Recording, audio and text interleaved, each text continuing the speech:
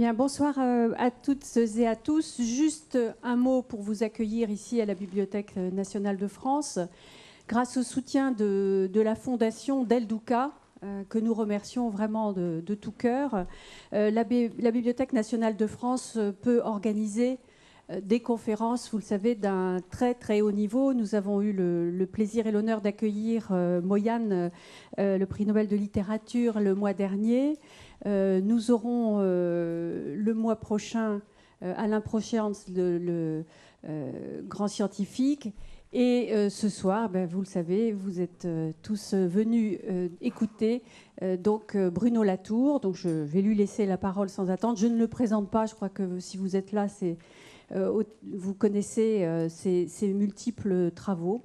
Et nous sommes très très heureux de l'accueillir ce soir donc pour ce cycle de conférences. Voilà, je vous souhaite une bonne soirée. Je lui laisse la parole sans attendre.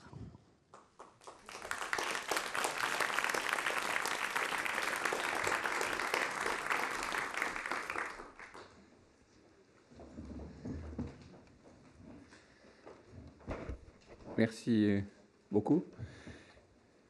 J'ai choisi de vous parler de ce que le numérique fait aux humanités, puisque nous sommes dans une bibliothèque. Cette bibliothèque a une longue histoire de débats intenses avec le numérique et la révolution numérique, comme on disait au moment où elle a été fondée. Et je voudrais faire quelques points, très rapidement, un certain nombre de points que je m'excuse de faire dogmatiquement. Chacun mériterait un exposé beaucoup plus long, mais ils sont un peu importants pour la suite. Et puis, je vais donner 3 exemples dans des domaines absolument différents, comme je ne vous connais pas et je ne sais pas qu'est-ce qui vous intéresse le plus. On en discutera après. Un cas qui est plus proche des sciences sociales, un autre qui est directement lié aux intérêts de cette maison, puisqu'il s'agit du livre numérique. Et un 3e cas beaucoup plus proche du monde de l'art, et de la restauration et, comme vous allez le voir, de la transformation par le numérique, de l'exploration de la trajectoire, ce qu'on pourrait appeler la trajectoire des œuvres d'art. Et ensuite, une très brève conclusion. Le premier point, disons, un peu dogmatique que je voudrais traiter, c'est l'illusion que l'on a souvent quand on parle du numérique qu'il s'agit de virtuel. C'est ce qu'on pourrait appeler, pour prendre un exemple que vous connaissez bien, puisque nous sommes inondés de publicité sur le cloud, l'illusion de regarder dans les nuages quand on parle du numérique. Par exemple, de croire que du moment que je m'assieds ici et que je lance mon ordinateur, ça va fonctionner aussitôt. Non, ça ne fonctionne jamais aussitôt. Et le cloud est au contraire transformé, si on regarde un peu les chiffres, par quelque chose qui est tout à fait terrestre, qui n'a rien à voir avec les nuages, et qui est une masse d'ordinateurs dont le volume est assez important, puisque dans le New York Times il y a quelques mois, on signale qu'un quart de la quantité d'énergie nécessaire pour 30 centrales nucléaires est nécessaire pour simplement réchauffer, ou plutôt refroidir, plus exactement, refroidir les ordinateurs qui nous permettent d'avoir un cloud. C'est une très belle illustration du problème posé par le numérique. Le numérique est à la fois virtuel dans la vision qu'en donnent les publicitaires et les ingénieurs chargés d'en développer les outils, et en pratique, une matérialisation tellement extrême que les dépenses qui sont faites pour simplement refroidir les ordinateurs est beaucoup plus importante que toute l'énergie qui a jamais été développée pour les bibliothèques, les centres de documentation, etc., etc. Jamais on n'a imaginé d'utiliser l'énergie d'une trentaine de centrales nucléaires pour faire de la documentation. Donc, la première erreur, ça serait de dire « Ah oui, le numérique, c'est la virtualisation et la délocalisation et le transport de toutes nos activités intellectuelles dans les nuages ». Je passe vite parce que je dis que j'allais le traiter dogmatiquement, donc je n'ai pas le temps de les exposer.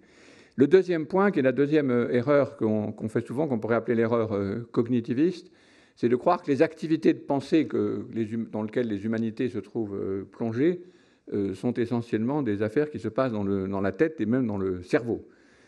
Or, au contraire, plus les études sur les activités intellectuelles se développent, plus elles montrent l'extraordinaire dimension et l'extraordinaire lourdeur et coût des institutions nécessaires pour le travail de la pensée. Ce point est important parce que l'un des arguments que je vais développer sur le numérique, c'est qu'il matérialise en fait les activités intellectuelles.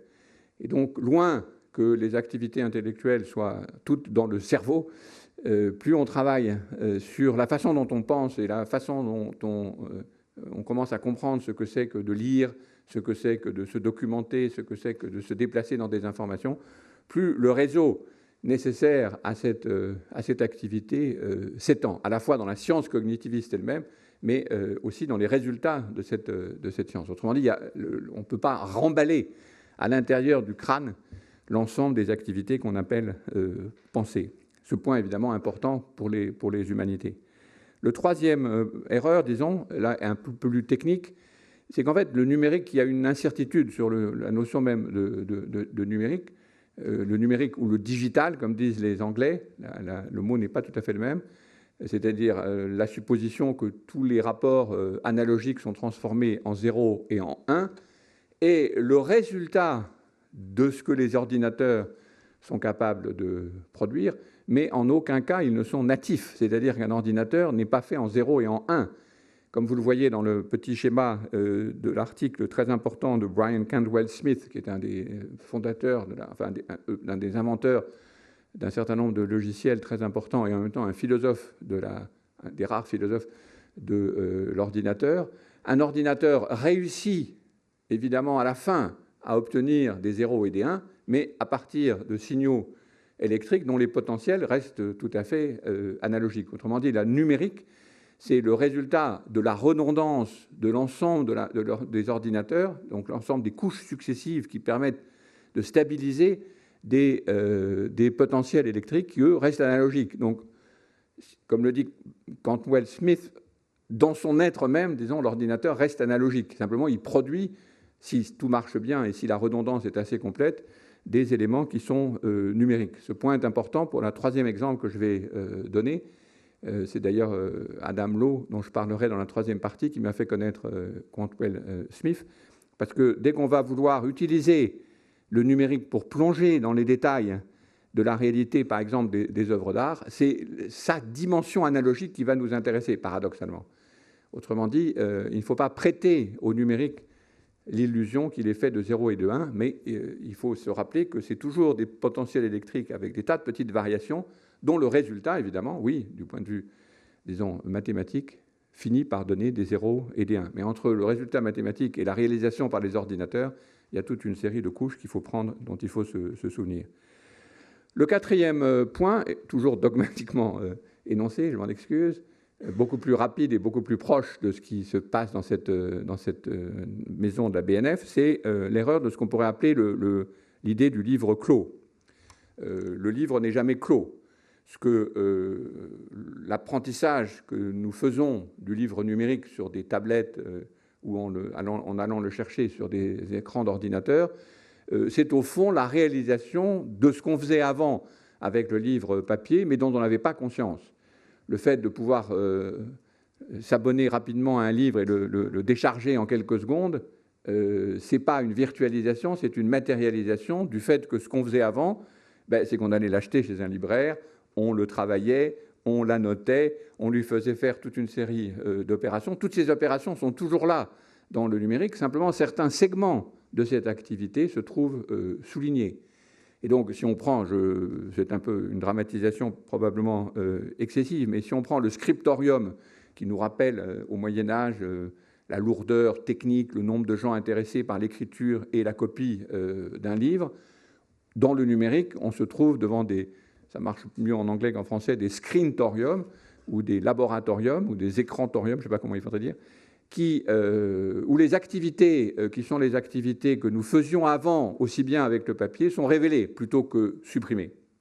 Donc, une fois de plus, le numérique intervient comme la réalisation rétrospective de l'extraordinaire complexité du livre papier. Par exemple, le fait qu'on est toujours en train d'en discuter, qu'on est toujours en train de l'annoter, qu'on ne lit jamais de façon vraiment linéaire, mais qu'on passe dans des tas d'hypertextes en fait en pratique. Mais à chaque fois qu'il y a une innovation dans le numérique, on se dit ah oui, mais en fait c'est ça qu'on faisait déjà avant. Et d'ailleurs, de façon intéressante, des grands spécialistes, en France en tout cas, du numérique sont des médiévistes. Chose intéressante, ils voient mieux la matérialité du livre numérique que beaucoup de spécialistes du livre, disons le grand moment classique du livre papier, pour le dire vite. Donc, pour finir cette brève introduction, le numérique ne va pas intervenir dans mon exposé comme la révolution numérique qui remplace l'ensemble des pratiques, je vois, non. Mais tout simplement comme quelque chose qui signale ou marque ou souligne ou passe au stabilo un certain nombre de segments de l'activité tout à fait ordinaire, de ce travail intellectuel dont nous découvrons au fur et à mesure de la révolution numérique combien il est matériel, combien il est distribué et combien il dépend de ce que nous appelons dans notre jargon de réseaux sociotechniques. Et je vais donner trois exemples de cet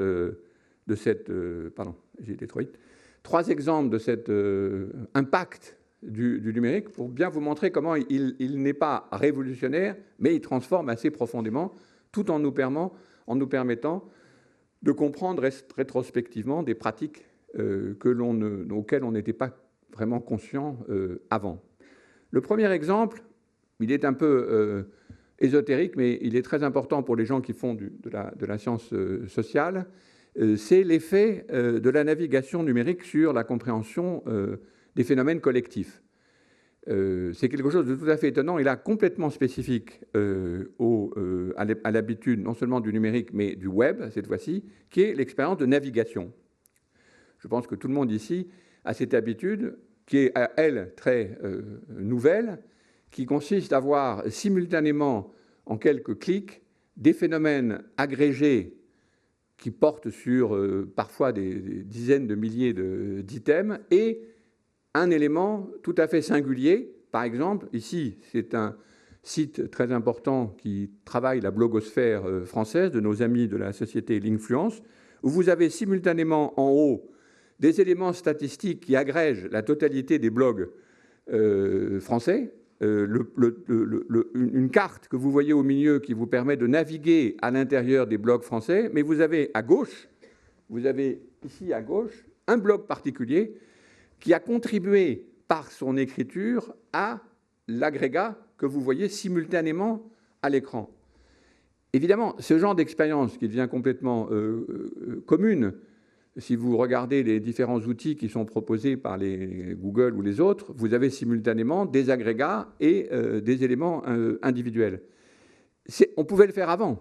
On pouvait venir à la bibliothèque et simultanément accéder et au catalogue, disons, de la Bibliothèque de France, et puis ensuite aller voir un des éléments ou un des livres en le commandant. Mais il faut le commander, il faut aller dans la bibliothèque, il faut le resserrer. Il y a toujours un temps qui, du coup, rendait pensable cette combinaison entre des phénomènes agrégés et des phénomènes individuels, mais qui ne donnait pas cette impression de continuité. Et ce qui a changé avec la navigation, et c'est vraiment un des effets de la navigation, c'est qu'on peut se rendre sensible à l'abandon, on peut dire, d'une distinction qui a utilisé et qui a été extraordinairement importante dans les sciences sociales entre, disons, le phénomène individuel et le phénomène collectif. Juste un exemple d'une simplicité extrême et qui est toujours extrêmement surprenant. Si vous entendez parler de quelqu'un dont vous ne savez rien, je ne sais pas moi, par exemple Bruno Latour, vous ne savez pas qui c'est du tout, c'est un point, vous avez juste le nom, vous faites l'activité qui est maintenant devenue un verbe de vous googliser, et ce que vous obtenez, ici ce n'est pas du tout le cas, c'est une chercheuse en sciences de l'information, mais si vous avancez dans la série d'informations qui vous est donnée par le moteur de recherche, vous étendez au fur et à mesure le réseau de la personne dont vous ne connaissiez tout à l'heure que le nom, et maintenant vous connaissez beaucoup plus d'éléments, et plus vous avancez dans le réseau, c'est-à-dire, autrement dit, plus le CV de cette personne se déploie, plus simultanément vous individualisez la personne, c'est-à-dire vous en savez de plus en plus, et plus le réseau de connaissances s'étend. Ce qui est complètement évident, complètement courant, mais très paradoxal. C'est-à-dire que plus vous étendez le réseau, plus vous individualisez. C'est-à-dire que ce qui était un point au départ devient un CV qui s'étend et, à la limite, c'est une limite évidemment théorique, si le CV s'étend de plus en plus, supposons que, en fait, ce que produisent les bases de données actuelles, genre de Google, c'est un espèce de CV indéfini pour l'ensemble des activités, et pas simplement pour les scientifiques qui doivent toujours avoir des CV, ou pour les gens qui se présentent pour trouver un poste. Vous avez une espèce d'extension continue du CV qui vous permet, à la limite, de parcourir l'ensemble des relations collectives. Ce point est extrêmement intéressant parce qu'il donne une consistance à quelque chose dont on aurait pu se préoccuper avant, mais qui, à cause de la lenteur même avec laquelle on se déplaçait entre l'individuel et le collectif, donnait l'impression qu'il y avait vraiment, disons, essentiellement, ontologiquement, une vraie différence entre les individus et le collectif. Et ce qui est intéressant, c'est que, évidemment, si vous supposez que vous fassiez ça avec plusieurs CV, vous allez vous apercevoir que des items du CV d'une personne se retrouvent dans les CV d'une autre personne. Ici, c'est un exemple simple. Ce sont des chercheurs dont j'ai cherché le CV sur Google et dont certains se trouvent avoir été, ce qui est assez peu surprenant, à l'INRIA. Et donc, j'ai marqué l'INRIA ici en bleu.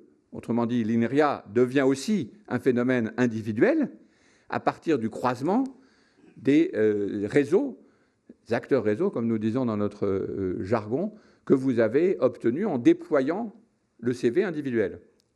Donc, vous voyez que l'étonnante transformation de cette habitude qui vient de la navigation essentiellement, ce n'est pas un point théorique, c'est un point vraiment une expérience de la navigation, qui vient de la navigation, fait que la distinction entre est-ce que vous êtes un individu ou est-ce que vous êtes une société ou un groupe n'a plus beaucoup de sens. Vous êtes d'autant plus individualisé que j'étends le réseau plus loin, mais ce que je dis de l'individu que j'avais choisi comme départ, ici, le CV de Windy, je peux le dire aussi de l'INRIA. L'INRIA est définie par l'ensemble des gens qui sont chercheurs dans cet institut, et inversement. Autrement dit, on peut commencer à faire une opération qui est très curieuse, qui a été la grande découverte, la grande prédiction en quelque sorte d'un sociologue français que j'aime beaucoup et qui est mon prédécesseur à Sciences Po, qui s'appelle Gabriel Tarde, qui est mort en 1904. Vous voyez l'étonnante statue que les gens de Sarlat lui ont construite, avec une magnifique dame qui doit représenter la sociologie ou la philosophie. Mais malheureusement, il y a la dame, mais il n'a plus de corps, il n'a plus qu'une tête, il est un peu suspendu en l'air comme ça. C'est que ce qui définit l'individu et ce qui définit la société sont des points réversibles. Ce qui est tout à fait surprenant du point de vue de la théorie des sciences sociales, mais qui est d'une extrême importance pour la compréhension de ce que les sciences sociales vont devenir avec cette nouvelle capacité que nous avons d'en tracer ce que Dominique Boulier, qui travaille avec moi au Media Lab de Sciences Po, appelle des répliques, et qui permet de dire qu'il y a, avec le numérique, donc ça c'est vraiment un impact sur les humanités extrêmement important, une troisième âge, si on veut, des sciences sociales, je reprends les termes de son très intéressant article, un dispositif qu'on appelait, qui était dépendant avant des activités statistiques, qui date du début du XXe siècle, dont Tarde d'ailleurs, auquel Tarde était très attaché, qui a produit la notion de société. Les statistiques sont faites pour la notion de statistique et la notion de société sont produites par les mêmes dispositifs. Les sondages ont produit cette propriété que nous connaissons tous au milieu du XXe siècle, qui est la notion d'opinion. Mais le numérique permet de tracer quelque chose d'assez différent, pour lequel il n'y a pas de terme connu, puisque c'est un phénomène nouveau, donc il n'a pas encore une terminologie aussi assurée que société et opinion, que Dominique propose d'appeler des répliques, au sens de ces contaminations à l'intérieur duquel nous sommes tous, dans lequel nous sommes tous plongés, et que Gabriel Tarde avait prédit comme étant la définition même de ce que les phénomènes collectants, et non plus les phénomènes collectifs, allaient devenir. C'était mon premier exemple, un peu ésotérique, je m'en excuse, pour les gens qui s'intéressent peut-être ici à la question des humanités ce que le numérique fait aux humanités et aux sciences sociales.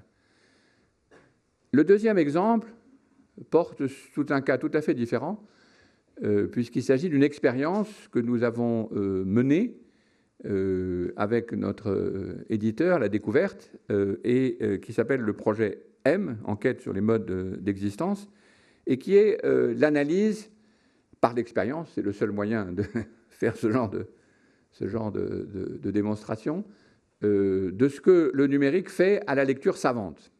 Donc non pas, on est tous habitués à décharger des morceaux de livres et à passer à la lecture plus ou moins agréable de tablettes, mais il y a assez peu d'exemples de lecture, d'expérience pour des lectures savantes. Et donc la question que nous nous sommes posée dans ce projet, c'est l'hypothèse que nous avons voulu essayer de tester, c'est comment le travail intellectuel se trouve transformé, disons, par les techniques numériques. On me dit augmenter, je sais que certains des lecteurs de notre projet disent plutôt diminuer, mais enfin, nous continuons à appeler ça numériquement augmenter. Donc je voudrais passer un peu de temps sur cette expérience, car elle est assez rare.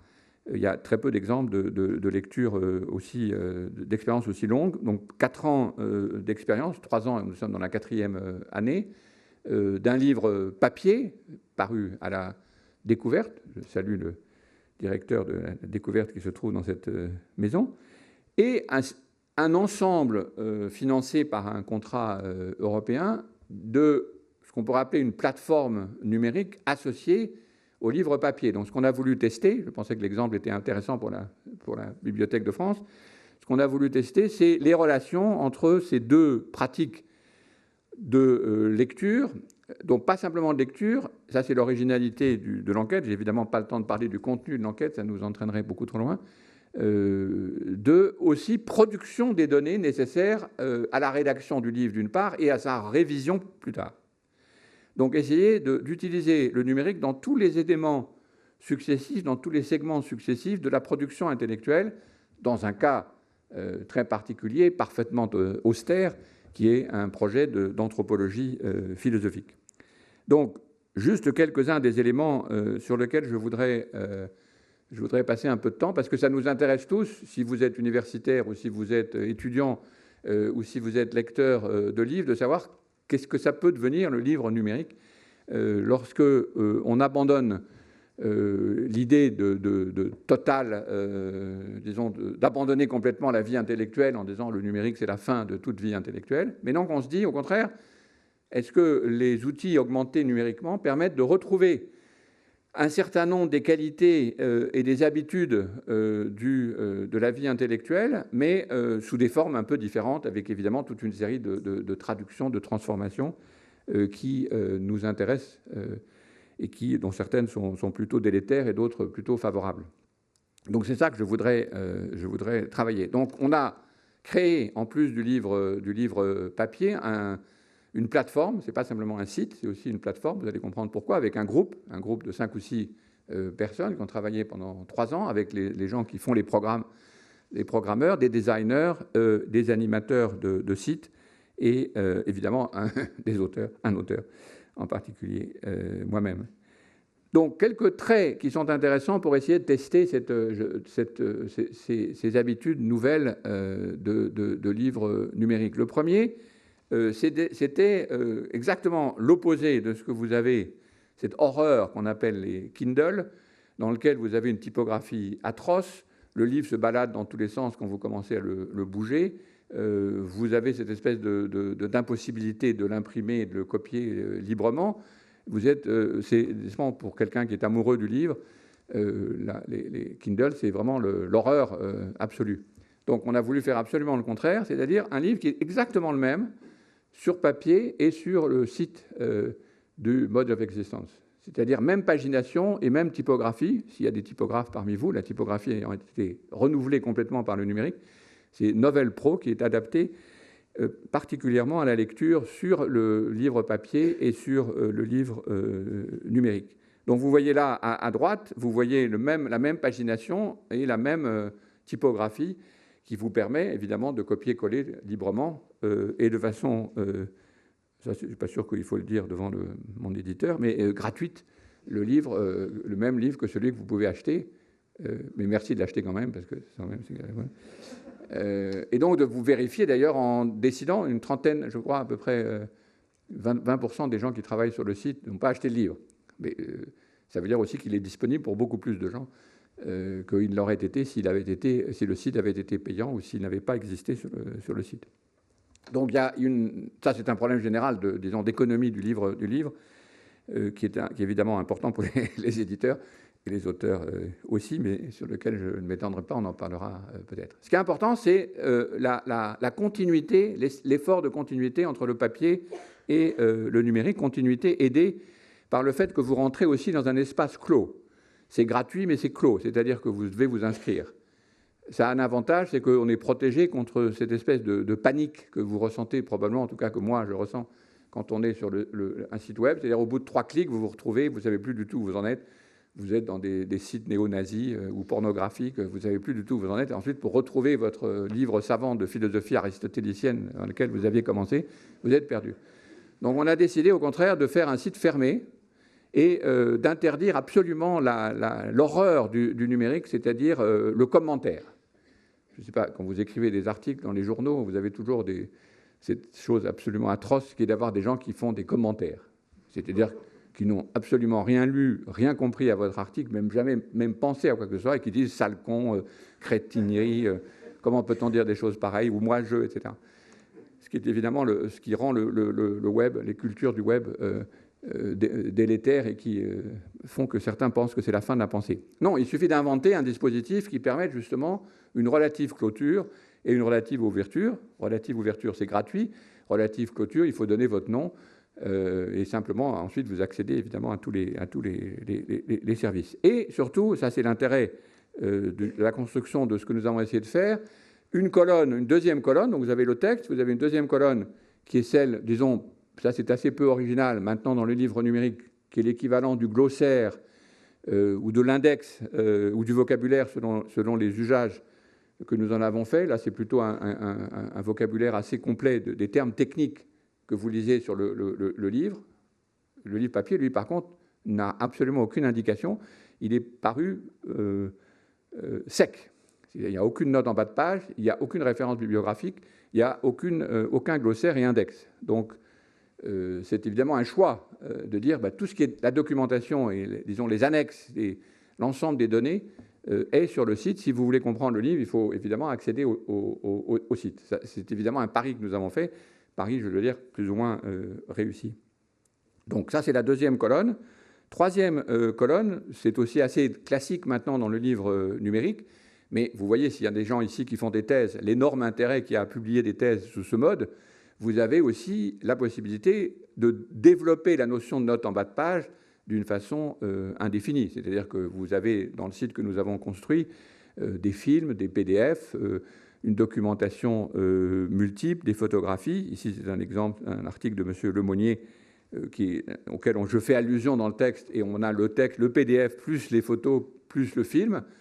C'est un avantage, sans pour autant que vous sortiez de l'ensemble formé par le livre. Donc, retrouvez l'élément de clôture nécessaire au travail intellectuel, mais avec les avantages des sites numériques.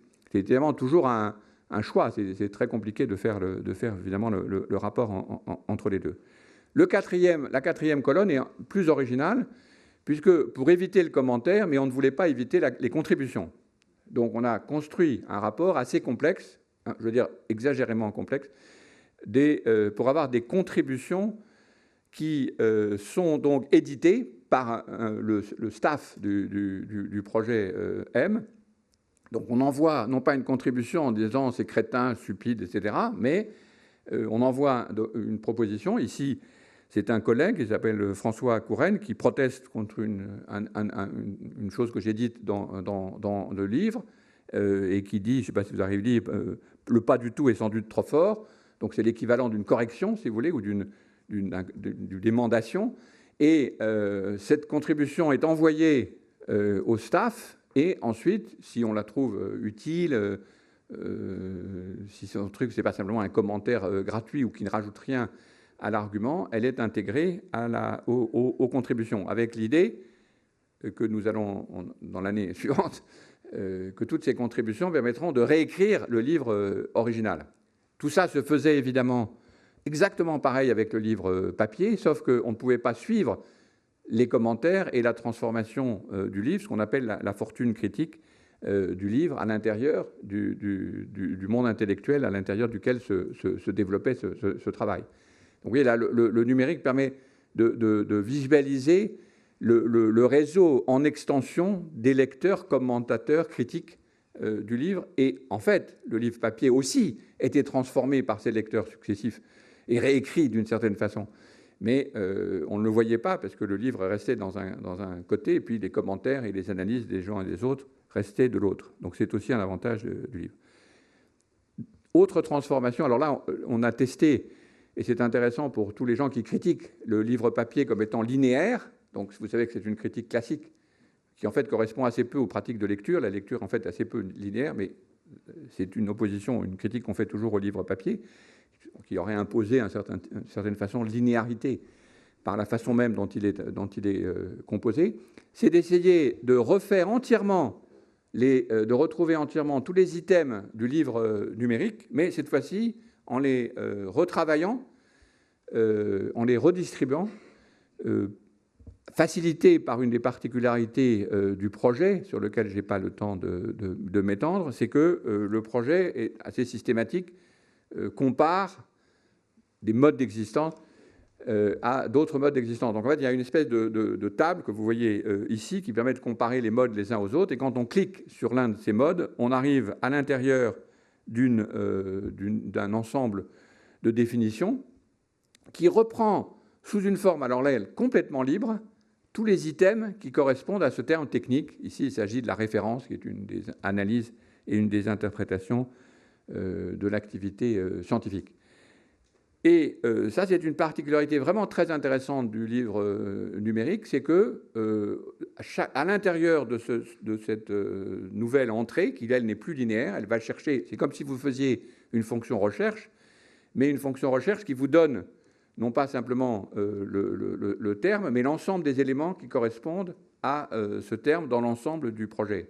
Et, deuxième intérêt, on peut scénariser cet accès, donc ce qui est en rouge, que vous voyez en rouge à gauche, c'est un des scénarios que j'ai proposé pour relire le livre, c'est une autre façon de rentrer dans le livre en quelque sorte, en prenant successivement les items que vous voyez, les tesselles que vous voyez en haut. Donc ça, c'est très intéressant parce que ça veut dire qu'une fois que le livre numérique, le livre papier, pardon, a construit une interprétation linéaire de ce qu'il veut dire, mais dont vous vous êtes aperçu, ce qui est souvent le cas dans des sujets difficiles, qu'il est assez ardu d'aborder le livre par la proposition de texte, disons le style narratif que moi j'ai choisi, on peut recommencer avec le même matériel des scénarios de lecture et d'entrer dans le livre complètement différents.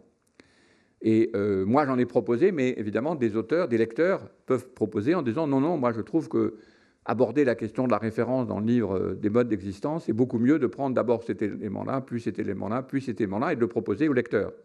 Donc vous avez en fait des parcours à l'intérieur de la base de données. Le livre devient une base de données que vous pouvez sélectionner comme vous le souhaitez et offrir à d'autres lecteurs, ce qui se fait aussi d'ailleurs sur les pratiques collaboratives de web, des parcours différents à l'intérieur du site. Et par exemple, là, vous avez en bas, vous vous dites, tiens, c'est bizarre, qu'est-ce que c'est que ce monsieur qui parle et que vous appuyez sur le site, la tesselle s'ouvre et vous avez le film d'un des moments importants de l'histoire de la philosophie, à mon avis, qui était à Pompidou il y a quelques années, la lecture commune entre Geoffrey Lloyd et Ray Velned, deux spécialistes des mathématiques grecques. Donc vous pouvez passer beaucoup de temps sur le site, évidemment, mais vous pouvez aussi vous faire votre propre cheminement à l'intérieur de ces différentes tesselles, sans pour autant perdre la clôture qui est nécessaire, à mon sens, mais peut-être que je suis un vieux adepte du livre papier, au travail intellectuel, c'est-à-dire qui favorise la concentration sans pour autant perdre les éléments importants. Et donc, vous pouvez réorganiser un peu à volonté les... ça, je ne sais pas pourquoi... pardon, excusez-moi. Oui, pardon. Donc, vous jouez dans les tesselles et à chaque fois, vous avez les informations, soit textuelles, soit graphiques, soit des PDF, etc. Donc, l'objet, ce que nous avons testé, et peut-être qu'on va en discuter, peut-être qu'il y a même chose qui c'est toujours possible quand on fait des conférences des lecteurs et des utilisateurs de ce site, et peut-être même des lecteurs mécontents du site. Il y en a pas mal, il faut le reconnaître.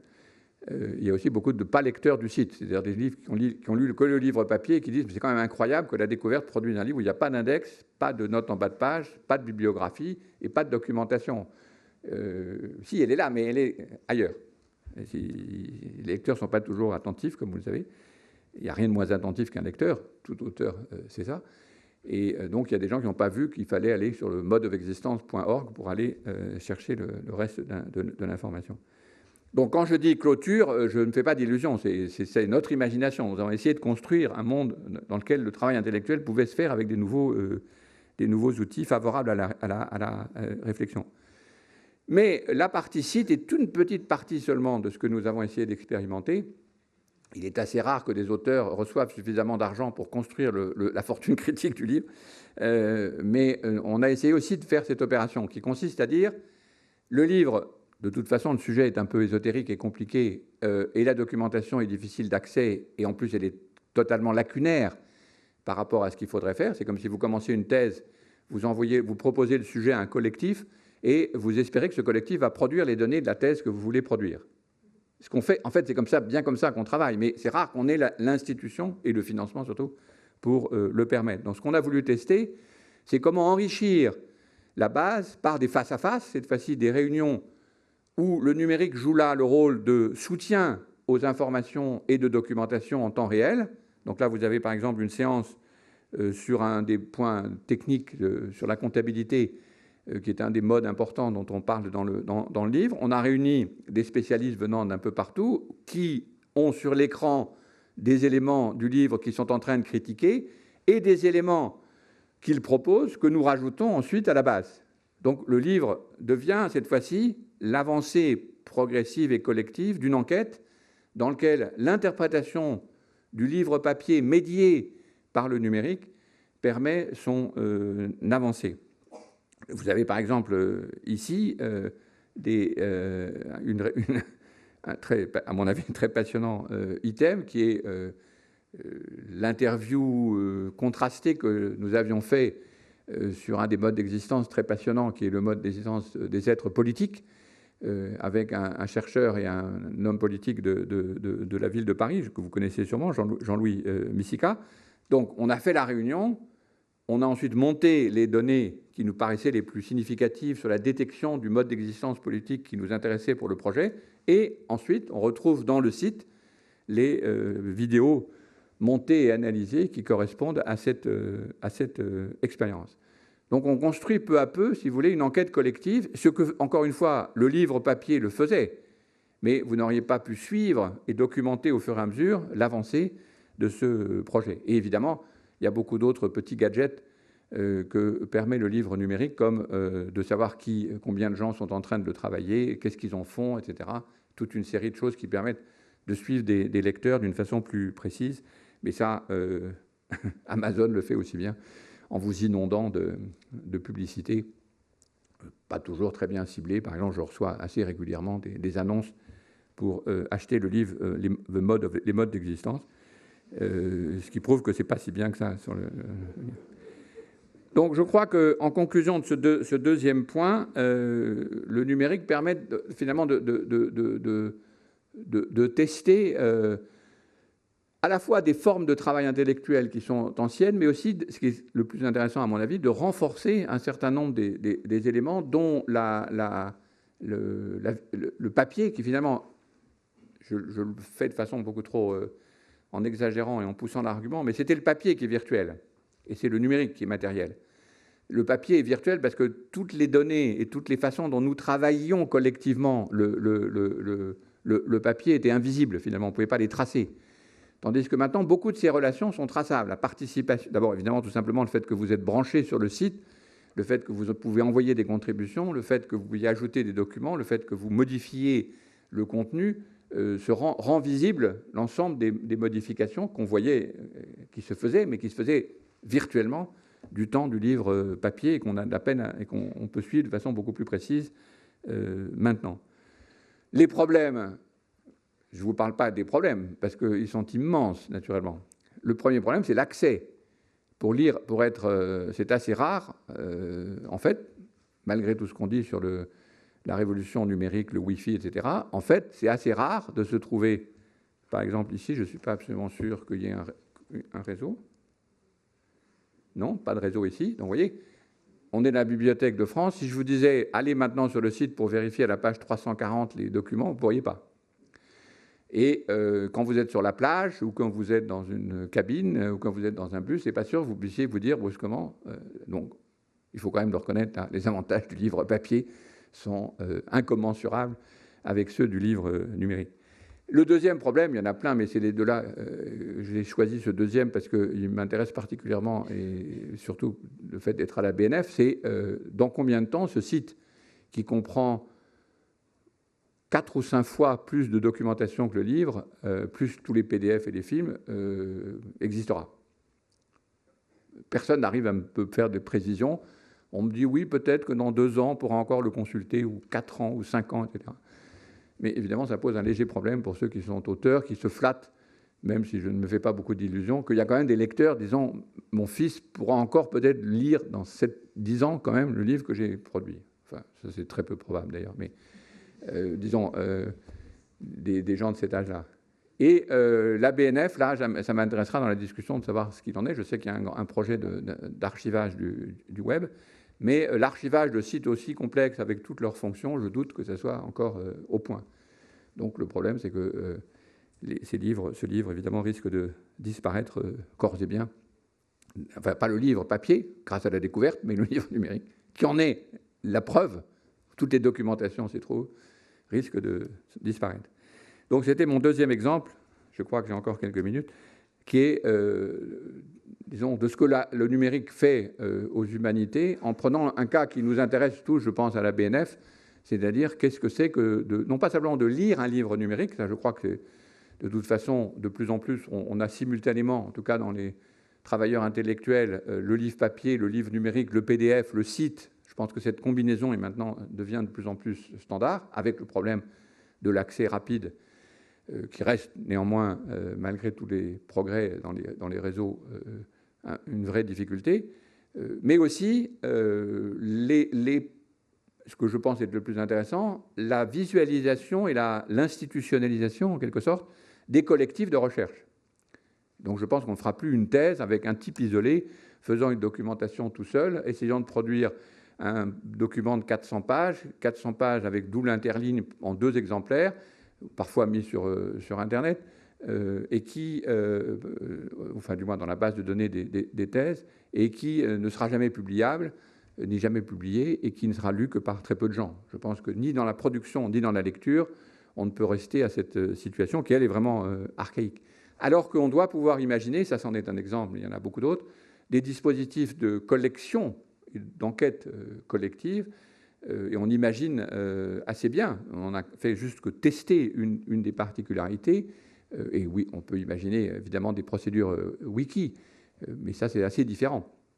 De production de données originales sur des sujets d'érudition tout à fait ésotériques, mais disons instanciés, facilités par des dispositifs numériques comme celui que je vous ai montré.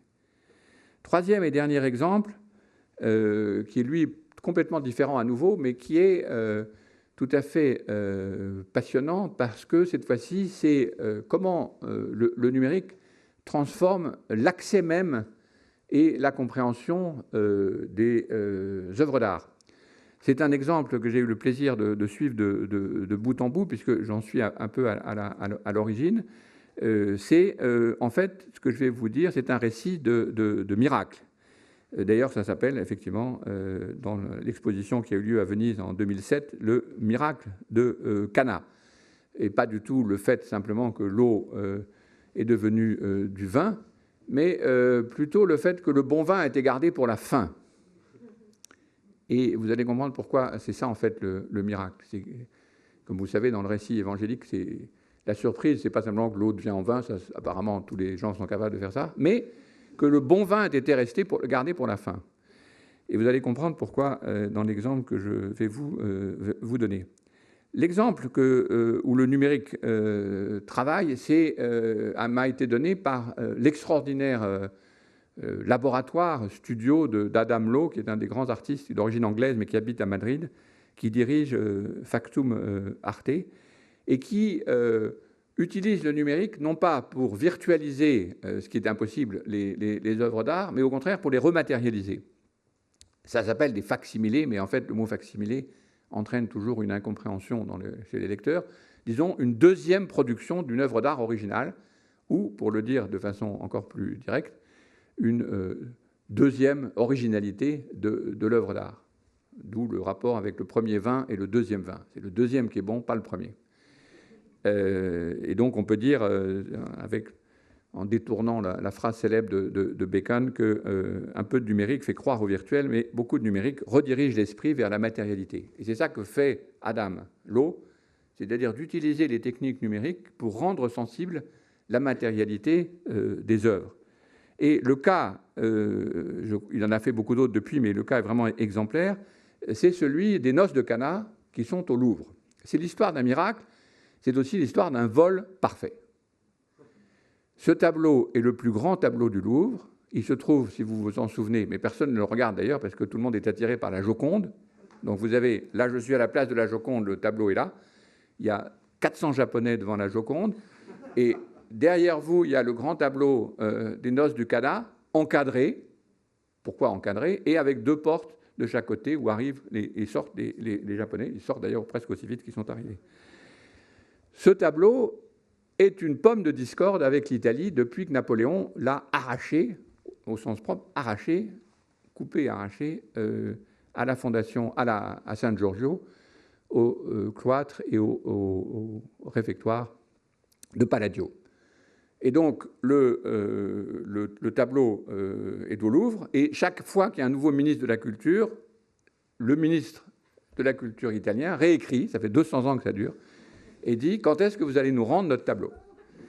Et ils se font tirer l'oreille. Alors, tous les 50 ans, ils envoient un petit tableau pour remplacer. Mais toujours pas le tableau. Non, on veut le tableau, on veut le vrai tableau des noces de Cana. Et quand vous arrivez à l'intérieur je vais vous montrer juste pour que vous compreniez. Voilà, à gauche, là, voilà ce qui se passe quand vous êtes à San Giorgio et que vous voyez, avant 2006, la situation du réfectoire de Palladio. C'est-à-dire, il n'y a pas le tableau, il est là, et tous les gens vous font visiter en disant, là, Napoléon nous l'a piqué, et on voudrait bien qu'on nous le rende.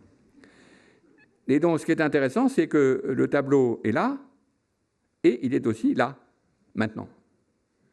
C'est-à-dire qu'on a, grâce à Adam, volé le tableau du Louvre. Et c'est ça qui est très amusant, sans que le Louvre s'en aperçoive. Autrement dit, après des tas de démarches auxquelles j'ai participé, le Louvre a dit, M. Loiret a dit, d'accord, faites enfin un facsimilé, on sera débarrassé comme ça des demandes continuelles des Italiens pour la restitution, parce qu'on va leur donner un poster, ils seront très contents, ça leur suffira bien.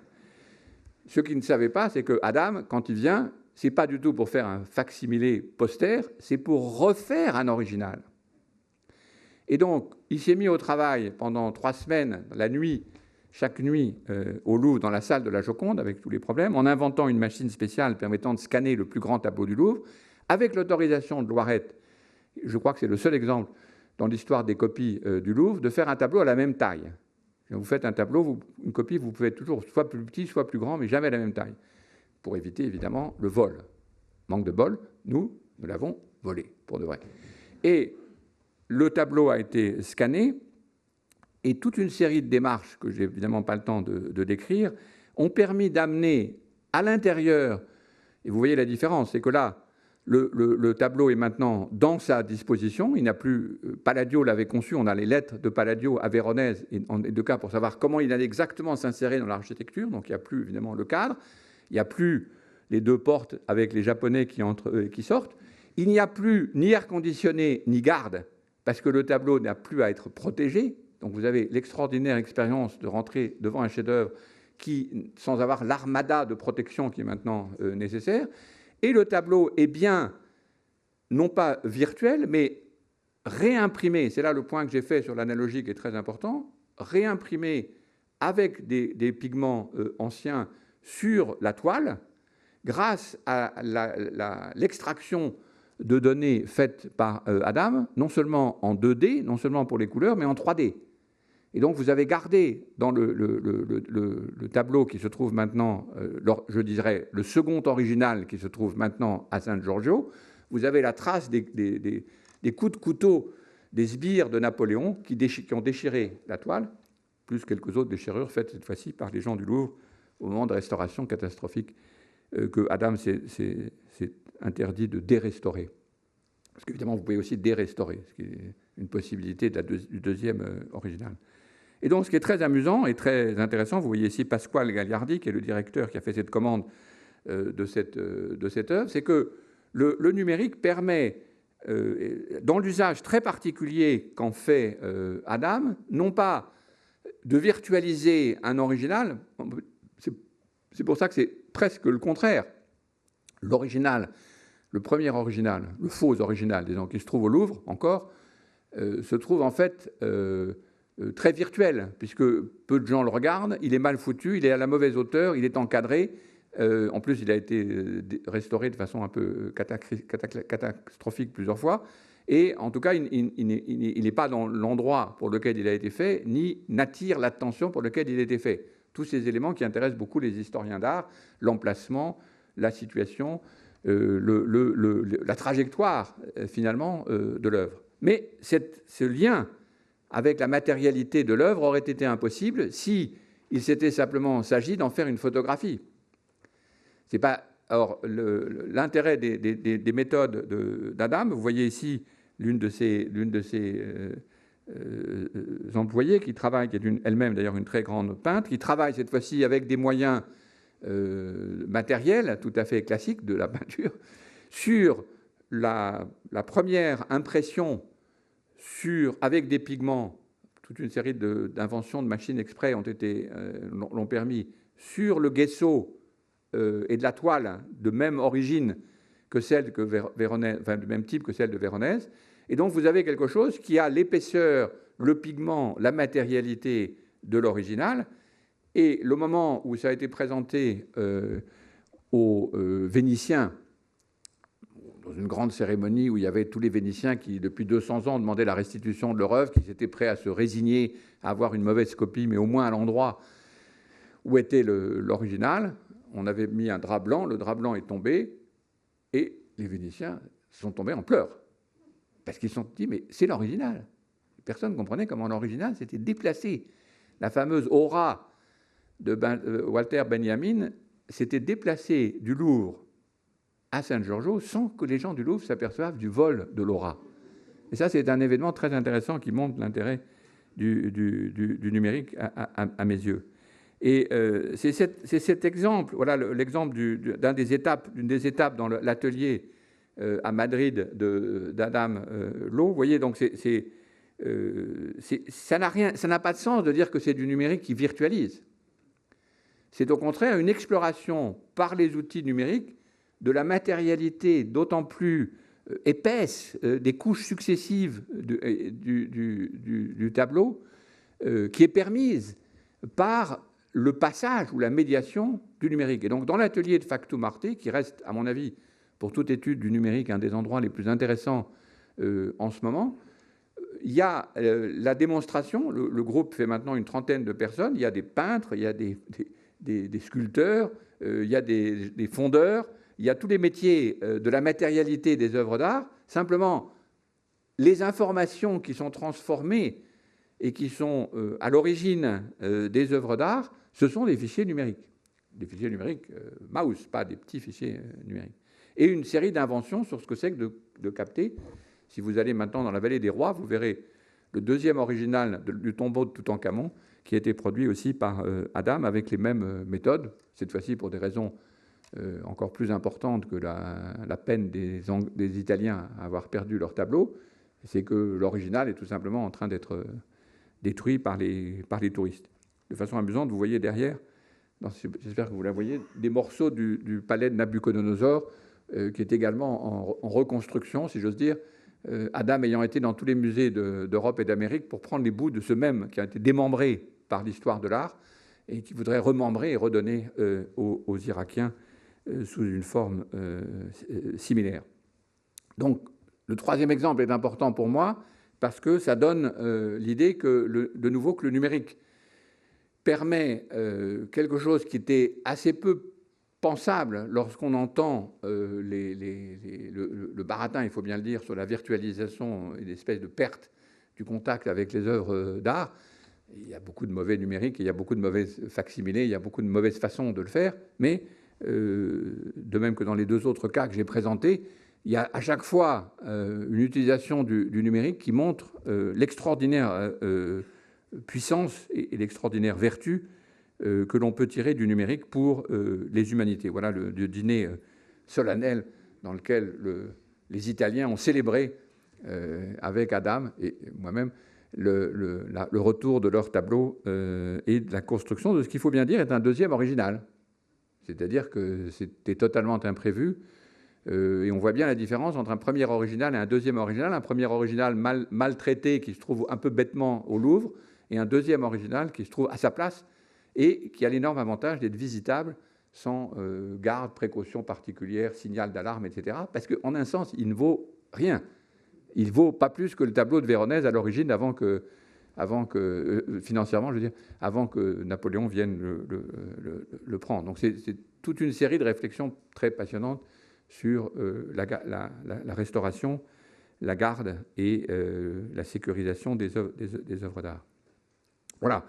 Conclusion, ce que le numérique fait aux humanités, je vais vous laisser faire la conclusion dans la discussion, parce que j'ai parlé d'ailleurs assez longtemps, j'ai fini mon temps de parole, et puis je ne suis pas très sûr au fond de la conclusion.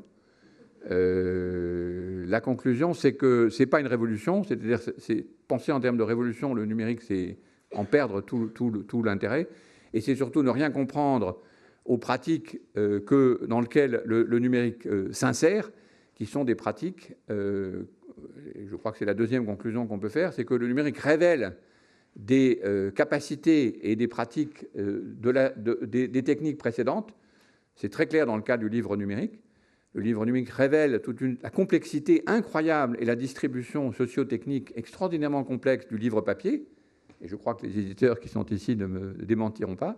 Donc c'est les innovations numériques permettent de comprendre ce qu'on faisait avant, au fond, avec le papier et d'en accélérer certains points.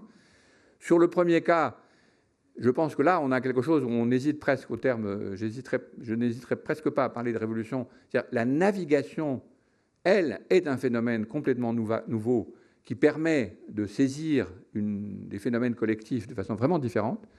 Et le troisième cas, je pense qu'il est entièrement lié au génie propre et artistique d'Adam, mais je pense que ça donne quand même une direction, qui est la possibilité d'explorer les œuvres par de tout autre moyen. Je vous remercie.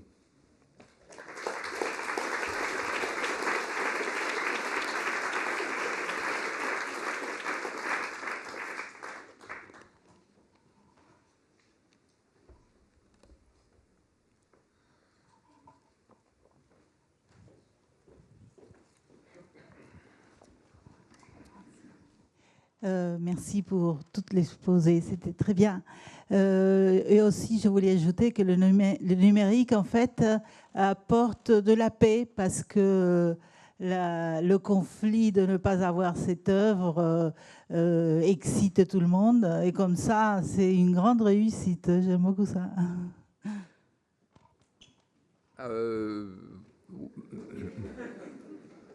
Sur ce cas-là, c'est assez compliqué.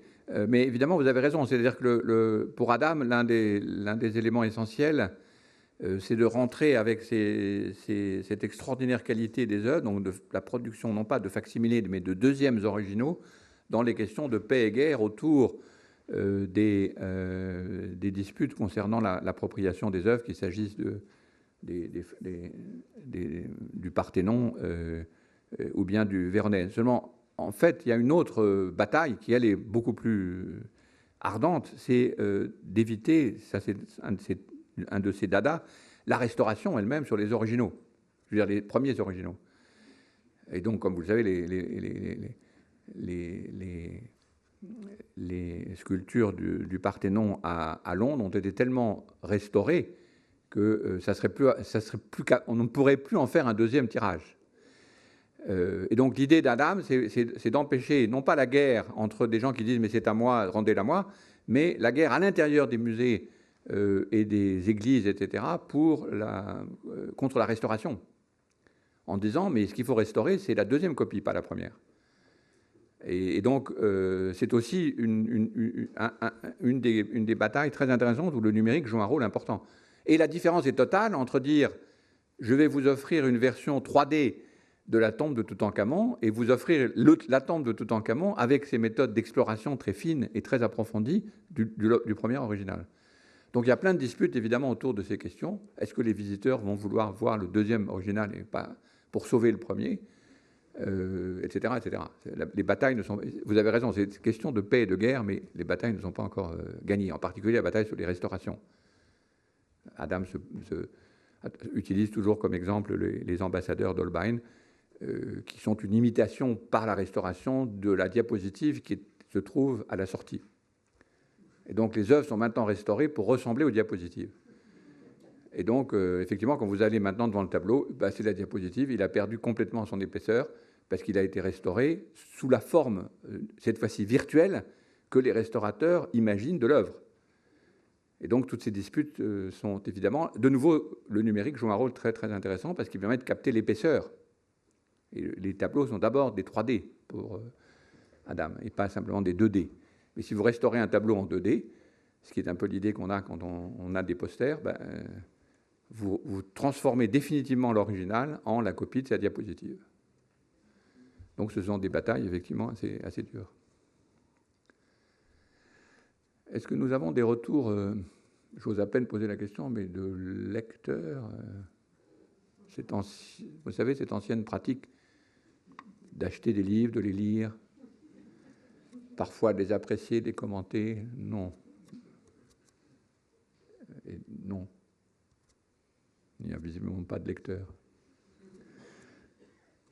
De lecteurs du site qui n'auraient pas acheté le livre et qui n'oseraient pas le dire à l'éditeur qui se trouve ici. Pas d'utilisateurs du site non plus.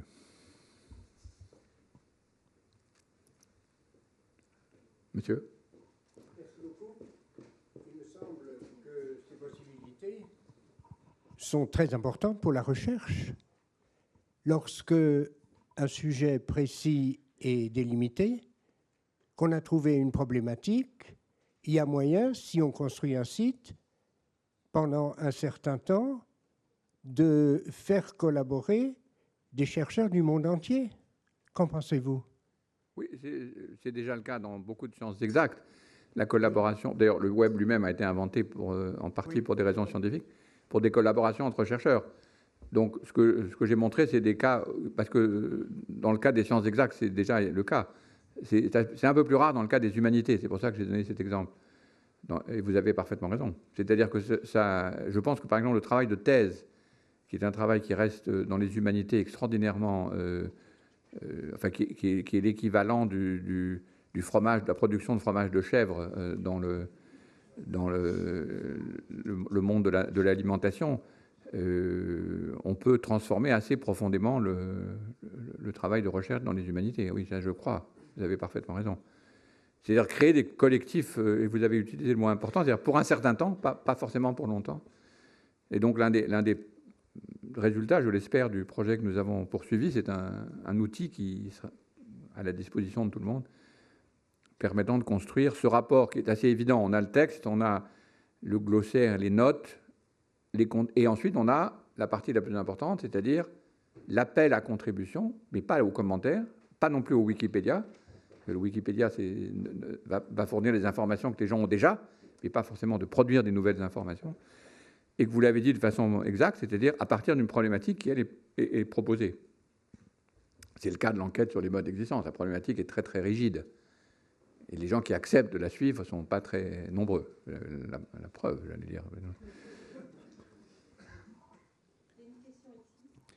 Bonjour, je vais avoir peut-être du mal à formuler la question que je veux poser parce que vous m'avez un peu bousculé avec votre deuxième cas, et justement sur la redéfinition de groupes de recherche en sciences sociales spécifiquement, parce que justement avec l'exemple que vous donnez, par exemple en anthropologie, un anthropologue qui ouvrirait ce type de plateforme-là pour recueillir des données, pour faire participer directement, je pense en particulier aux populations autochtones, ça a des conséquences très importantes, notamment en termes de droits d'auteur, en termes de paternité sur l'œuvre, etc. Et ça permet éventuellement de changer un certain nombre de pratiques abusives aujourd'hui. Est-ce que vous avez réfléchi à ça? Comment ça s'organise, les questions de propriété intellectuelle, de droits d'auteur, pour l'aspect site Internet, et éventuellement la deuxième édition qui serait enrichie des contributions? Ça, c'est une question très importante qui a d'ailleurs dû être résolue dès le début, au moment où on a demandé l'argent à l'Europe, parce que c'est un problème de déontologie évidente. Ça ne peut pas marcher pour des cas où là, on parle d'anthropologie des modernes, donc c'est plus facile. Évidemment, ça n'aurait aucun sens s'il s'agissait d'accumuler des informations sur l'anthropologie de gens qui se trouveraient en terre de feu, quoique le numérique devient... Mais vous avez parfaitement raison, ça marche que dans certains cas. Sur le deal, c'est que tout ce qui est produit sur la contribution sera toujours autoré, donc il y a toujours l'auteur de la contribution. C'est une des nombreuses, je ne me rappelle plus le terme exact, mais c'est une des nombreuses règles du copyleft. Le problème, c'était qu'on ne voulait pas que les gens retirent leur contribution après qu'ils l'aient mise. Donc, il y a un élément, parce que sans ça, on perdait de l'information au fur et à mesure que la chose avançait. Donc, ce qu'on a promis, c'est d'anonymiser la contribution, mais de la garder. Quand les gens disent « Non, je ne veux plus être l'auteur de cette contribution, il faut le regarder ». Mais nous, on en a besoin, parce qu'elle a été traitée, hein, c'est des données importantes pour nous. Et l'autre chose, c'est évidemment que toute publication, donc la nouvelle publication que nous prévoyons de faire, en 2016, les auteurs sont à chaque fois, l'item est évidemment attribué à l'auteur original.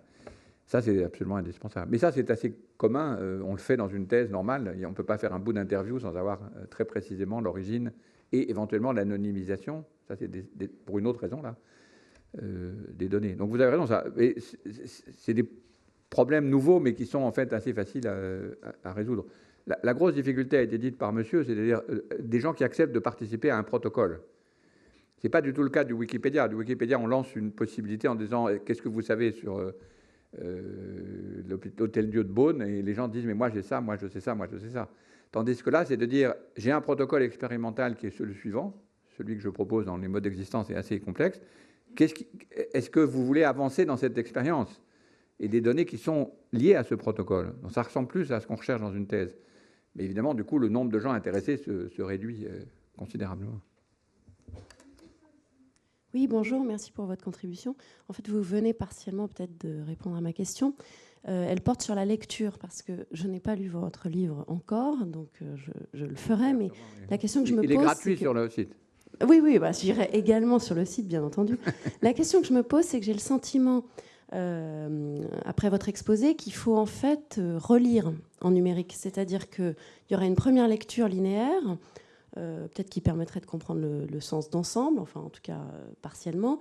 Et en fait, le numérique, c'est une sorte de relecture. Comme vous venez de dire justement, ça permet d'avancer et en fait, ça touche les gens qui sont intéressés d'aller plus loin. Voilà, je voulais avoir votre sentiment sur, à votre avis, comment on peut lire de cette façon-là. Est-ce que vraiment on pourrait lire en numérique dans le site sans relire, enfin vous voyez, en se passant de la linéarité du livre papier? Là, je m'appuie sur une étude qui a été faite par un de nos jeunes collègues spécialistes de design qui justement a fait une étude sur... je crois qu'il a eu 200 réponses à un des sondages qu'il a fait pour obtenir une réponse à cette question, justement. Et ce qui est intéressant, c'est que, d'abord, il y a beaucoup de gens qui n'ont pas le livre papier. Ça, c'est un peu embêtant pour les éditeurs, mais compréhensible, parce que c'est des étudiants. Il y a beaucoup de gens qui ne peuvent pas acheter le livre. Or, ce n'est pas exactement ce que vous dites, c'est-à-dire qu'il y a beaucoup de gens qui utilisent au contraire, en particulier maintenant, la deuxième entrée, c'est-à-dire celle qui n'est pas linéaire, qui permet en quelque sorte, et qui est peut-être plus adaptée maintenant aux habitudes, parce qu'évidemment tout ça se fait dans une transformation très profonde de ce que c'est même que de lire des livres complexes. Je suis professeur depuis 40 ans et je sais que ce que je pouvais faire lire il y a 40 ans, je ne peux pas le faire lire maintenant aux élèves de Sciences Po, aussi brillants qu'ils soient. Non pas parce qu'ils ne sont pas plus intelligents, mais parce que lire des paragraphes les uns derrière les autres pour en tirer des arguments d'une façon que moi je trouve évident, ce sont des compétences qu'il faut réapprendre. Ce n'est pas des compétences qu'on peut considérer comme acquises, c'est des compétences à réapprendre. J'ai un atelier d'écriture et de lecture de thèse avec des gens qui sont pourtant en 6e année d'études. Il faut que ces compétences soient acquises. Alors qu'à notre époque, on croyait qu'elles l'étaient. En fait, on les avait acquises aussi, mais par d'autres procédés. Et donc, l'expérience de l'enquête, c'est qu'au contraire, beaucoup de gens utilisent le site et ensuite le livre. Et donc, parce que le livre numérique permet de picorer, et puis parce que la deuxième entrée permet d'accéder à un film, d'accéder à un teaser, quelque chose comme ça, une alerte, et qui correspond à des modes de familiarisation avec un argument qu'on pouvait peut-être faire avant en faisant un très rapide, disons, survol du livre papier, choup, ou par la table des matières, ou par le glossaire, et qu'on fait maintenant par le site. Mais nos données sont extrêmement lacunaires, parce qu'il n'y a pas beaucoup d'expériences aussi complètes d'un livre aussi complexe. Donc, on sait assez peu de choses. Ce qu'on voit bien, c'est que plus on multiplie les entrées, donc l'entrée linéaire, les contributions et la documentation, et l'autre entrée, plus on rend, disons, assimilable le livre à des gens dont les cultures et les habitudes de lecture sont distinctes, avec l'énorme gap entre des gens comme moi qui sont nés dans le livre papier, si j'ose dire, et des gens qui sont nés sur le site, sur des sites, disons. Donc c'est pas sûr que ce que vous dites, c'est pas sûr du tout, et je pense qu'au contraire, enfin, les éléments qu'on a, c'est plutôt l'inverse. C'est-à-dire que des gens se familiarisent avec le site. Par exemple, il y a beaucoup de gens qui utilisent le blog, ce qui est assez bizarre, il y a un blog aussi, et qui rentrent ensuite peu à peu dans le livre par cet intermédiaire. Et puis ensuite, éventuellement, sur le livre papier. Mais nos données sont... on ne parle pas de masse de gens, évidemment. Bonsoir. J'ai une question, une sorte de méta-question sur la forme de votre discours par rapport au contenu. Et cette question relève de mon admiration devant tout ce que vous écrivez. Et je crois que si j'admire ce que vous avez dit, c'est parce que ce que vous avez dit est surprenant.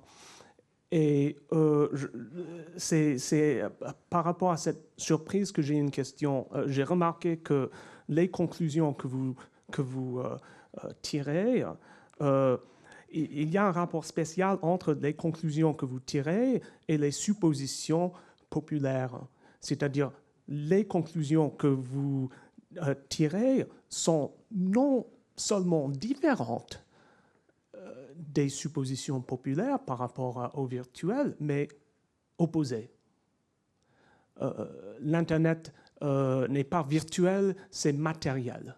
C'est exactement contraire à ce qu'on s'attend. Pourquoi ? Parce que c'est vrai. Moi, je suis un chercheur. Je veux dire, c'est pas il y a une énorme... oui, si on fait de la recherche, c'est pour apporter de la réalité à là où on a des opinions, enfin, pour le dire, utiliser un langage un peu archaïque. Je ne suis pas sûr de comprendre la question. Oui, si on lit les publicités sur le cloud, vous vous dites « Ah, c'est formidable, je vais partout pouvoir décharger toutes mes affaires dans le nuage. » Mais oui, il suffit de 5 minutes d'enquête pour s'apercevoir que ce nuage coûte en énergie tout à fait différente et que Google est maintenant le plus gros utilisateur d'électricité, je crois, après l'aluminium aux États-Unis. Donc c'est des trucs. Il ne faut pas chercher longtemps pour se dire que ce qu'on vend au sens, c'est pas ce que pense le sens commun, c'est ce qu'on vend au sens commun. C'est pas du tout pareil. Les Américains ont ce très beau terme de hype, et donc mon exposé n'était effectivement pas hype. C'est vrai, mais je pense que c'est ça que vous attendiez d'un chercheur, je suppose. Et ce n'est pas contraire au sens commun. Le sens commun est très conscient du caractère totalement lacunaire du numérique. Tout le monde se plaint, mais j'ai pas de réseau, il n'y a plus de couverture réseau. Enfin, on a cette expérience absolument continuelle, et on vous vend néanmoins continuellement l'idée que vous êtes totalement raccordé, constamment. Mais c'est pas vrai. Notre expérience, c'est qu'on n'est pas constamment raccordé, on est constamment interrompu dans le raccord. Et s'il y a une telle différence entre ce qu'on nous dit de penser et l'expérience qu'on a, c'est un peu le but des sciences sociales que de rapporter les deux, disons. En tout cas, c'est ce que je conçois mon rôle comme ça. Donc je m'excuse d'être en contradiction avec le sens commun. Mais... Et encore une fois, ce n'est pas le sens commun. Je pense que c'est vraiment ce qu'on vend au sens commun. Ce n'est pas du tout pareil. Bonsoir. Ma question concerne les limites que pose l'institution à l'usage du numérique dans la recherche. Pour concrétiser un petit peu, j'ai fait des études en développement logiciel. Après, j'ai fait des études en anthropologie qui avaient pour objet le numérique. Et quand j'ai voulu produire un objet numérique pour présenter le résultat de mes recherches, on m'a dit non, il faut un mémoire écrit. Donc, quelle stratégie employer pour aider l'institution à accepter des objets numériques comme étant des objets de recherche de premier niveau? Vous voulez dire que l'objet de la recherche était du numérique ou le produit de la thèse était un logiciel au lieu d'être une thèse, un mémoire? L'objet concernait les pratiques de production du numérique, mais indépendamment, j'ai voulu proposer un produit de recherche qui serait numérique et qui a dû être papier. Je parlais du fromage de chèvre, c'est un peu le problème de la fabrication des thèses. C'est-à-dire je crois encore maintenant, il faut faire des thèses en double interligne et recto uniquement et pas verso. Je crois que c'est une obligation quasiment légale pour les bibliothèques d'accumuler ces dizaines de produits, ce qui ne correspond plus à rien, ni dans l'utilisation, ni dans l'impression. Vous avez été victime oui, si vous aviez fait votre thèse avec moi, je vous aurais dit foncez. Mais oui, voilà. Mais je pense que la BNF, la responsabilité de la BNF, c'est de faire ce travail, de se dire, attendez, il se passe des choses qui ne sont pas révolutionnaires. Le problème, c'est qu'on a gâché le métier avec cette notion de révolution numérique. On s'est dit, ben voilà, maintenant, on a un autre système. D'ailleurs, je crois qu'au début, je me souviens bien de cette bibliothèque, il était question de faire tout à fait autre chose que de garder des livres. Et ça n'a pas de sens. Le livre reste techniquement une avancée prodigieuse par rapport au réseau, pour les raisons que j'ai dites. Et donc, la révolution en fait, tout le monde se méfie du numérique à cause de cet aspect de cette vente, de ce hype de nouveau de la révolution. Non, il faut dire, si on a la chance à quelqu'un qui fait des logiciels et qui est anthropologue, faites-lui faire un site. Ah oui, ça, vous avez été victime malheureuse de l'archaïsme de mes collègues. Bonsoir, merci beaucoup pour votre intervention et votre conférence très intéressante. Je voulais juste vous poser une question sur... en fait, certains chercheurs avancent qu'il y a une porosité entre l'émergence des questions environnementales d'un côté et de l'autre côté l'émergence du numérique. Et que quelque part, il y a certaines porosités et une perméabilité entre ces deux événements, tant dans leur temporalité que dans les questionnements qu'ils posent. J'aurais voulu avoir votre avis dessus. Ce n'est pas du tout le sujet de l'exposé, mais ça aurait pu être le sujet d'un autre exposé, qui est, je crois, très important. Vous avez raison de poser la question, qui est l'espoir, disons, d'une conjonction entre les équipements nécessaires à la captation des problèmes écologiques et la création des publics correspondants.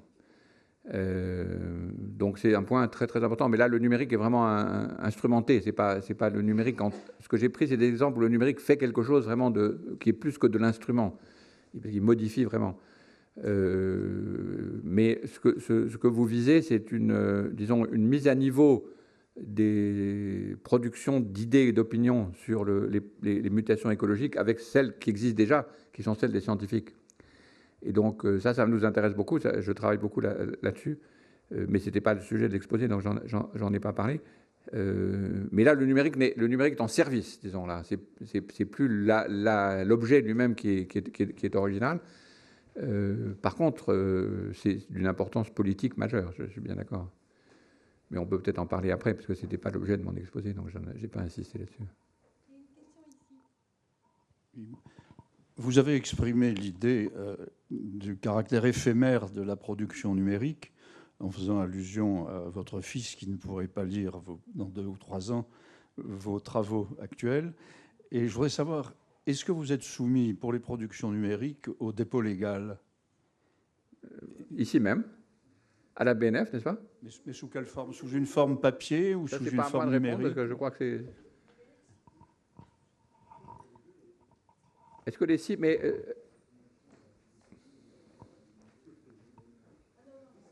les sites doivent être déposés, n'est-ce pas, madame?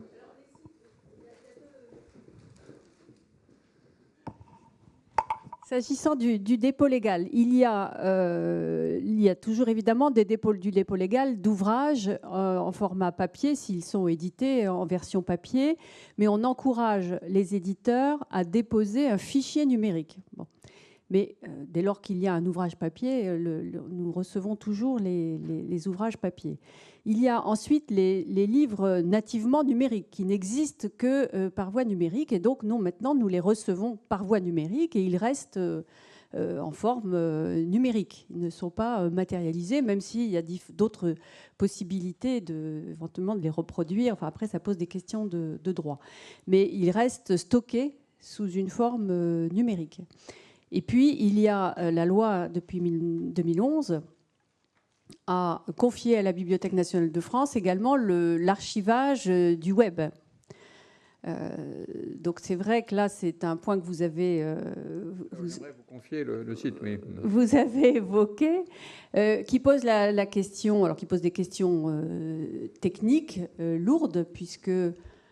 on ne peut pas archiver le web dans sa totalité, dans son exhaustivité, en tout cas même pour ce qui incombe à la BNF, c'est-à-dire les adresses, les URL en .fr ou les contenus produits en France.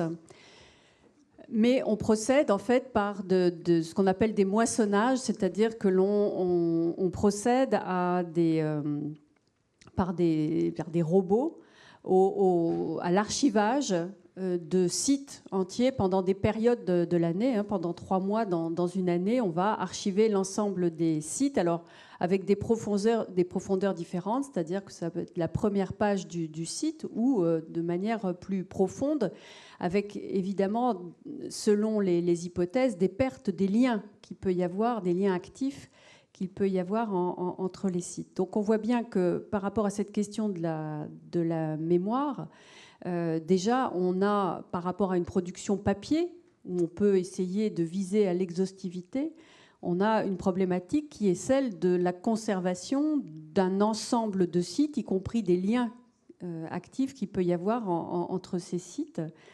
Il y a des questions aussi technologiques, de savoir comment on va pouvoir continuer non seulement à stocker, ce qui représente plutôt des problématiques là, techniques de capacité, mais également comment on va pouvoir continuer à lire et à accéder au contenu de ces sites au fur et à mesure du temps. On sait déjà la difficulté qu'on peut avoir à accéder même à d'autres documents, à des films, à des bandes vidéo, des cassettes, avec le temps. Et donc la problématique est la même pour l'Internet. Comment on va pouvoir, dans 5 ans, 10 ans, 20 ans, lire des données qui ont été produites dans le passé. Donc il y a un certain nombre de techniques de conservation qui nous permettent finalement d'enregistrer ces sites sur des supports que l'on sait plus stables dans le temps. Donc il y a des réponses techniques, mais qui sont loin d'être entièrement réglées. Ça, c'est certain. Et alors, ce qui est intéressant que vous avez évoqué, c'est aussi par rapport à votre sujet des humanités numériques, c'est la relation à la mémoire et à la trace et à la conservation de la mémoire par rapport aux livres. On conserve, vous le savez très bien, des parchemins qui nous permettent d'avoir la trace de ce qu'a été la pensée et la production il y a des siècles. On a déjà plus d'interrogations sur la capacité que l'on aura à conserver ces témoignages de la production intellectuelle dans le futur. Et puis dans le processus même de construction, puisque pour les livres numériques, on n'a pas la trace de l'élaboration même de la pensée et de l'ouvrage. Donc par rapport au nombre de manuscrits que nous gardons à la Bibliothèque nationale de France, qui nous permettent de comprendre l'élaboration, la construction, le cheminement d'une pensée qui aboutit à un produit fini qui pourrait être le livre. Quand je dis fini, avec déjà, même dans ce cadre-là, dans le cadre de l'écrit, déjà évidemment des évolutions possibles, puisqu'on sait que d'une édition à une autre, un livre peut, par son auteur, être revu, mais on en garde toutes les traces. C'est vrai que dans l'élaboration d'un ouvrage par la voie numérique, on peut avoir une perte d'informations très, très précieuses. Je veux dire, pour reprendre l'exemple qu'on cite toujours, on s'intéresse, et il y a toujours énormément de chercheurs qui s'intéressent aux paperoles de Proust, puisque dans les ouvrages, dans les manuscrits de Proust, il y avait énormément de paperoles qui montraient les allers-retours qu'il pouvait faire, ou les repentirs, ou les variantes qu'il introduisait lui-même dans les ouvrages avant la version définitive. Et cela, on le perd avec le numérique. Alors même que tous les logiciels les gardent. Alors même que n'importe quel logiciel peut garder toutes les variations qu'on a faites. Mais on ne l'a pas. C'est-à-dire dans le livre numérique... On a la trace, mais on ne la garde pas. Mais on n'a pas la trace. On l'a en fait, mais on ne la garde pas. C'est le paradoxe. C'est justement là où les deux matérialités ne sont pas les mêmes.